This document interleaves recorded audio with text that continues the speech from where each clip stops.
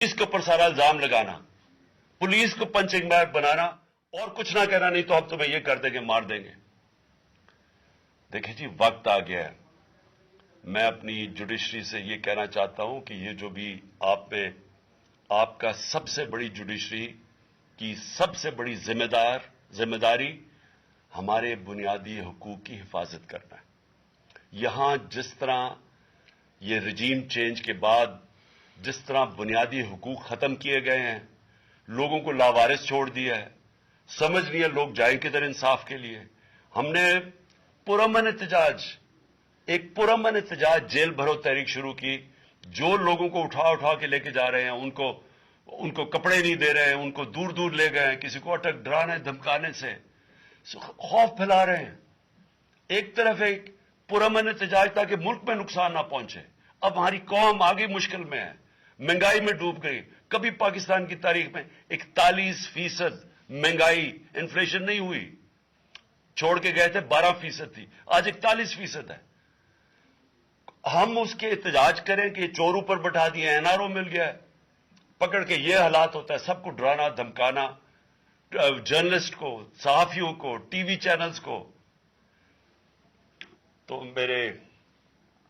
मैं सिर्फ chief justice साहब और आप अपने सुप्रीम कोर्ट से आज खास दरखास्त करता हूं कि ये जावेद अली की कहानी सुने, पूछें कौन जिम्मेदार है, कहीं तो लाइन ड्रॉ करें कि अब तो उनको खौफ तो हो कि कोई खड़ा है उनके लिए, अवाम के लिए, अवाम के साथ खड़ा है।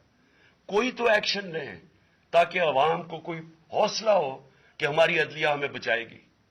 कौन बचाएगा? जावेद। सोचें कि बीवी बच्चों को साथ वाले कमरे में जाके कहते हैं उसको नंगा करके हम तो उसकी तस्वीरें बनाएंगे। ये कौन से माशरे में होता है? ये कौन? ये कोई गद्दार है? कोई एक चौकीदार की क्लास 4 की नौकरी कर रहा है, उससे उठा के ये किया कि जी इसके खिलाफ एविडेंस थे कि वो देखिए जी कितना आपने इसके लिए कितनी पता नहीं किधर से इसने क्लास 4 के चौकीदार ने पता नहीं कैसे पैसे बना के देने थे इसको, लेकिन कोई एविडेंस मिल जाए ताकि किसी तरह तहरीक इंसाफ का जो सियालकोट का हमारा डिस्ट्रिक्ट का प्रेसिडेंट है उसको किसी तरह गंदा किया जाए और उसको किसी तरह नाअहल किया जाए, किसी तरह एंटी करप्शन में आ जाए। और ये है पंजाब की जो इन्होंने केयर टेकर गवर्नमेंट, ये जो एक बददियानतदार एक मैं इसका नाम मुझे समझ नहीं आता, कैसा घटिया कमिश्नर इस मुल्क की तारीख में नहीं आया कि शर्म नहीं आई कि न्यूट्रल केयर टेकर ये हरकतें करता है। ये न्यूट्रल केयर टेकर के नीचे हो रहा है। हर तरह हम कंफर्म कर सकते हैं, कुरान के ऊपर हाथ रखने के लिए मेरे सामने तैयार थे। ये उस्मान डार को फंसाने के लिए, इसको करप्शन केसेस में लाने के लिए, ये सारी चीज, ये जो इससे 164 का बयान दिलवाया गया और फिर बीवी बच्चों को साथ वाले कमरे में ला के इनको कहा कि उसको नंगा करेंगे। ये सीधी बात बताए, बीवी को कहा कि उसको नंगा करके उसकी तस्वीरें बनाएंगे और फिर फेसबुक पे चलाएंगे। मैं आज अपनी बड़े रिस्पेक्ट से मैं अपनी अदलिया से, मैं अपनी चीफ जस्टिस साहब से कहना चाहता हूं कि मैं अब से नहीं, जब से हमारी हुकूमत गई है, मैं तब से कहता रहा हूं कि हमारे बुनियादी हकूक की हिफाजत कौन करेगा। शहबाज गिल को उठाया, उसको टॉर्चर किया गया, उसको नंगा किया गया, उसको लटकाया गया ऊपर, उसको मारा गया। उससे बयान दिलवा रहे थे कि इमरान खान के खिलाफ स्टेटमेंट दो, जो इसको कह रहे थे उस्मान डार के खिलाफ स्टेटमेंट दो।